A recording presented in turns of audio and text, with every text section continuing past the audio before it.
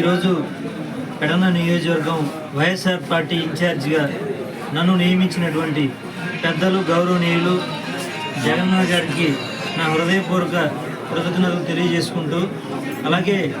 ఏదైతే నాకు ఈ అవకాశం ఇచ్చారో ఖచ్చితంగా ఆయన ఇచ్చినటువంటి అవకాశాన్ని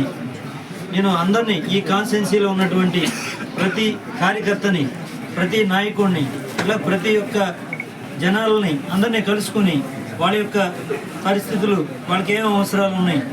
అట్లాగే ఈ కాన్స్టిట్యున్సీలో ఏమేమి ఇబ్బందులు ఉన్నాయి అవన్నీ కూడా నేను తెలుసుకుని ప్రతి ఒక్కరి నుంచి కూడా వాళ్ళు చెప్పే సలహాలు, సూచనలు అన్నీ తీసుకుని పార్టీ నాయకుల్ని, కార్యకర్తల్ని, ప్రజలను అందరినీ కలుపుకొని ఖచ్చితంగా నేను అందరికీ అందుబాటులో ఉండి రానున్న రోజుల్లో పెడన రూరల్, బంటుమిల్లి మండలం, పుత్తూరు మండలం, గూడూరు మండలం, పెడన పట్టణం అన్నింటిలో కూడా ఖచ్చితంగా అభివృద్ధి ఫలాలు అందేలాగా, మరింత ముందుకు తీసుకెళ్లేలాగా ఆల్రెడీ జగన్మోహన్ రెడ్డి గారు సంక్షేమ సారథిగా నడుస్తూ ఉన్నారు, అలాగే అభివృద్ధికి బాటలు వేస్తూ ఉన్నారు. రాబోయే రోజుల్లో ఈ సంక్షేమాన్ని, అభివృద్ధిని ఇంకా నాలుగింతలు చేసి ముందుకు తీసుకెళ్లేలాగా ఖచ్చితంగా గ్రామాల్లో ఏమేమి అభివృద్ధి పనులు కావాలో అవన్నీ కూడా గ్రామంలో ఉన్న నాయకుల్ని, కార్యకర్తలని, ప్రజల నుంచి మేము కలుసుకుని వాళ్ళ యొక్క విజ్ఞప్తులు, ఏవైతే వాళ్ళు చెప్పే సలహాలు, సూచనలు అన్నీ స్వీకరించి ఖచ్చితంగా ప్రతి గ్రామాన్ని కూడా అభివృద్ధి పదంలో ముందుకు తీసుకువెళ్తాము. అట్లాగే రానున్న రోజుల్లో వైఎస్ఆర్ పార్టీ జెండాని పెడన నియోజకవర్గంలో 2024లో ఖచ్చితంగా ఎగరవేసి జగనన్నకి బహుమతిగా ఇచ్చి మరొక్కసారి 2024లో జగనన్నని ఈ రాష్ట్ర ముఖ్యమంత్రిగా ఖచ్చితంగా ప్రజలందరూ ఆశీర్వదించడానికి సిద్ధంగా ఉన్నారు. అట్లాగే మరొక విషయం ఏంటంటే, ప్రతి ఒక్క కార్యకర్త, నాయకుడిని, అలాగే ప్రజల్ని అందరినీ కూడా నేను ఎల్లవేళ అందుబాటులో ఉంటానని, ఈ అవకాశం నాకు ఇచ్చినటువంటి జగనన్నకి మరొకసారి ధన్యవాదాలు తెలియజేసుకుంటూ, ఈ అవకాశం ఇచ్చిన మీ అందరికీ కూడా కృతజ్ఞతలు తెలియజేసుకుంటూ, మీ అందరినీ కూడా నేను వేడుకునేది ఒకటే, నన్ను మీ బిడ్డగా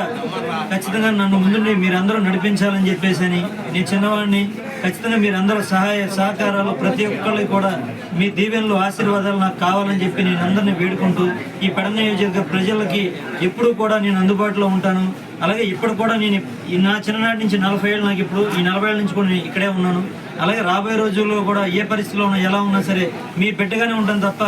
వేరే నాకేమీ ఎప్పుడు ఒకేలా ఉంటా, పదవున్నా లేకపోయినా సరే మీ అందరూ నన్ను చూశారు చిన్నప్పటి నుంచి కూడా. అలాగే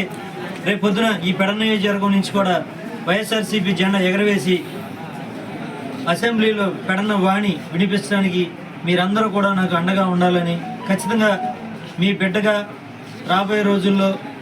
ఈ పెడన పేరుని ఖచ్చితంగా ఇముడింపజేసేలాగా నేను పనిచేస్తూ ఉంటాను. ఎప్పుడు కూడా మీకు తలవంపులు చేసి లేదా మీకు